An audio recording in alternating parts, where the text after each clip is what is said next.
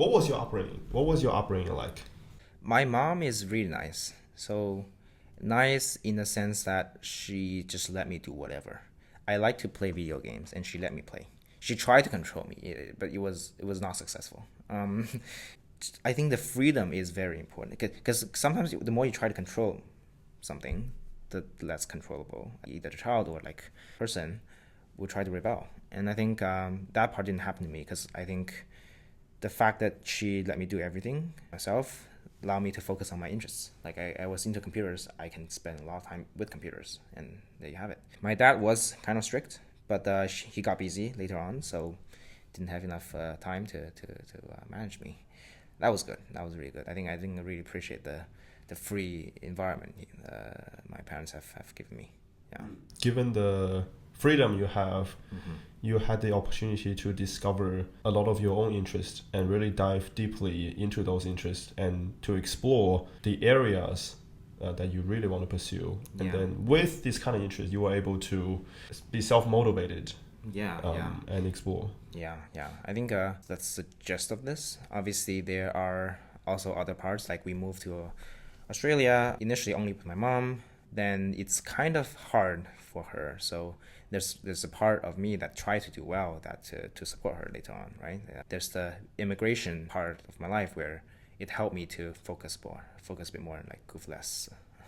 So you have lived in many different continents, first in Asia, then in Australia, in America, and also Africa. How have these experiences helped you to develop new perspectives in life? I think with every place you live, you definitely see a particular distribution shift in terms of how people, the values of the people around there. Like for example, in China, it's better for the kid and the parent to focus on the thing to earn money, to be successful in a risk-free way. You want to take these jobs like lawyers or doctors. Like it's kind of stereotypical, and that's true because true in the sense that that's what I see personally. My friends are just more focused on what they want to do. Not what they want to do, what the society want them to do, and their societal pressure for them to do that. They have to earn money to be able to establish themselves, and people see having money is more important than having a good life, maybe. And then you see people in Australia who are just really like enjoying life and more laid back, I guess on a general level, and then more wealthy to start with, and then just appreciate the experience more. And then you have people in the US who really try hard and really try to be competitive because they're people like from all over the place. I think having met a lot of people from all over the place, and then you have people who are just don't know what's going on, like they're stuck in a poor neighborhood when they grow up, and then like they don't know the world out there, but they're still very happy about what they have. I guess after seeing that, all of that, what that can to me, or that told me, what taught me is that really there are lots of ways to live. There's no right or wrong answer. And as long as you are happy and then you are successful by whatever metric that you define for yourself, then you're fine. And I think it's not wise to do whatever society or whatever your community tells you to do, because if you move to another community, it will be completely different.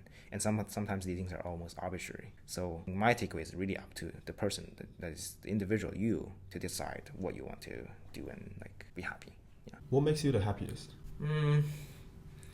I guess I was traveling, and I was traveling by myself. I think that was pretty happy. I think just meeting a lot of people, you're like getting a lot of new experiences. You are learning about people that didn't exist before. Like, how could someone like that possibly exist? Yeah, that was pretty fun. I think I really like that. What was the one lesson? You want to be prepared in the sense that you want to be somewhat prepared. You don't have to be like completely prepared, but you want to be prepared to have new experiences. If you come with the mindset that you already know what you're doing, you want to like just stick to the plan that you have, then you're not going to have as much good experience than you could have had. Being spontaneous when traveling is really good. Just do whatever you want, and yeah. So being prepared, not in the sense of having an itinerary, but more like being prepared to explore new things and be spontaneous. Yes, and also I guess be prepared. Let me clarify that. Be prepared also in terms of like your safety. obviously, and the money part, you want to make sure you don't die there. Be prepared to have new experiences and like be open. I can be open is probably a better way to say this. Okay. What was some dangerous things you did on the trip? Quite a few of them. One thing is, so in Ethiopia, they had a civil war that just ended last year, but there are still conflicts locally. We want to travel outside of the capital. The capital is Addis, and then anything like the regions outside, especially in the north, are kind of not safe. Like there are people with guns everywhere, and you might get robbed in the best case. And you got robbed. I got stolen. Maybe that's yeah. Okay, so your phone was stolen. Your phone was stolen. Yes. So there was one part where we want to go to like a small city, and then we want to fly. We booked flights and everything, and then like before the flight, we're told that the airport at the small city was overtaken by the local militia or something. They just took over the airport. You cannot land. So that was very dangerous. Like thank God we didn't fly there. But that was a fun experience. That was a fun experience, yes. And then we went to this waterfall where the sources of the Nile River.